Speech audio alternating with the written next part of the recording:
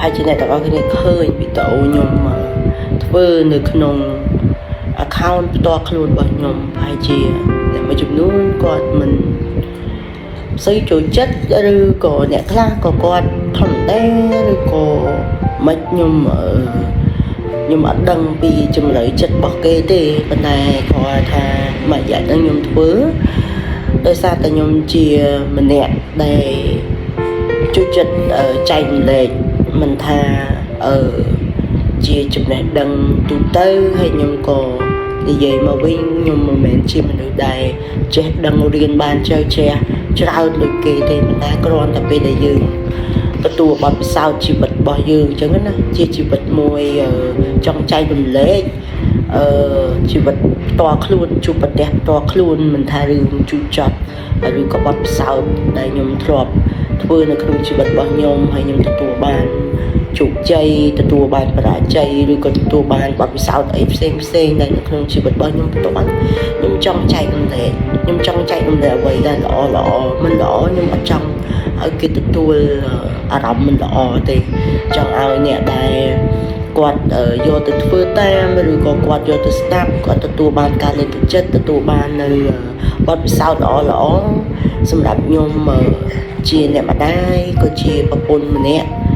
ជាបងជាប្អូនមានបទពិសោធន៍ក្នុងជីវិតរបស់ខ្លួនឯងជិត36ឆ្នាំហើយអញ្ចឹងវាបទពិសោធន៍វាមានល្វីងជូរចត់អីចឹងណាហើយខ្ញុំជាម្នាក់ដែលចូលចិត្តចែករំលែកមិនថាការចែករំលែកហ្នឹងវាអ្នកខ្លះគាត់ទទួលបានអ្នកខ្លះក៏គាត់មិនទទួលបានអានឹងជាសិទ្ធិបុគ្គលរបស់គាត់អញ្ចឹងទៅហើយក៏អ្នកខ្លះមានអាចខ្ញុំគិតថាមានថាអូយដឹងចែកចាយបទពិសោធន៍អីមិនត្រូវស្តង់ដាឬក៏មិនត្រូវបែបបត់គេឬក៏មិនខ្ញុំចង់និយាយថាខ្ញុំមិនមែនជាអ្នកដែលរៀនបាន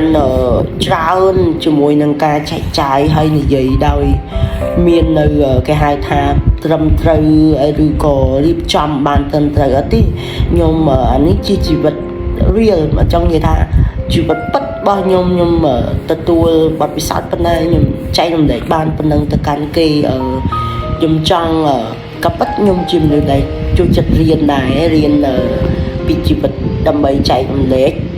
គេយើងក៏ចែករំលែកតគ្នាអញ្ចឹងណាដើម្បីយកផ្លាយនឹងជីវិតរបស់យើងឲ្យបានត្រឹមត្រូវណាដែលល្អយើងក៏យកទៅធ្វើទៅវាអត់មានខាតបង់អីទេត្រូវអត់ចឹងខ្ញុំជួយចិត្តចែករំលែកហើយវីដេអូវាមិនបានល្អដូចគេត្រឹមត្រូវឬក៏ចែក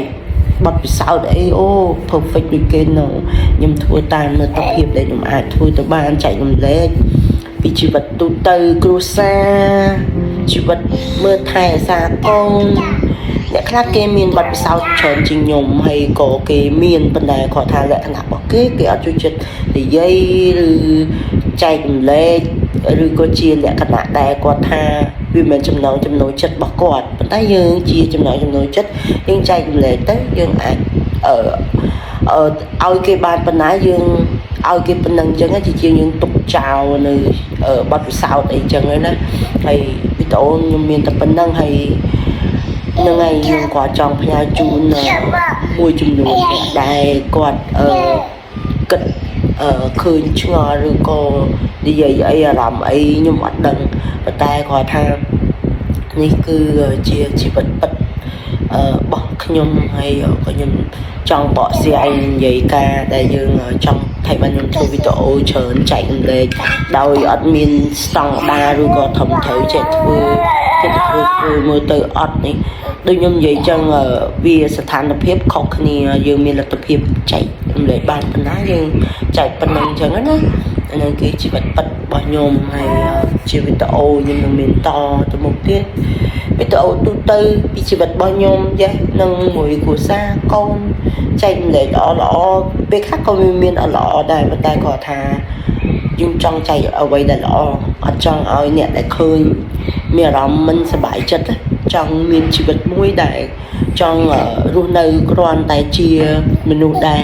ដោះស្នាមញញឹមលើកទឹកចិត្តគេជាជាងគេនៅក្បែរយើងមានអារម្មណ៍ថាសម្ពាធហើយមានអារម្មណ៍ថាអត់ចង់នៅចិត្តយើង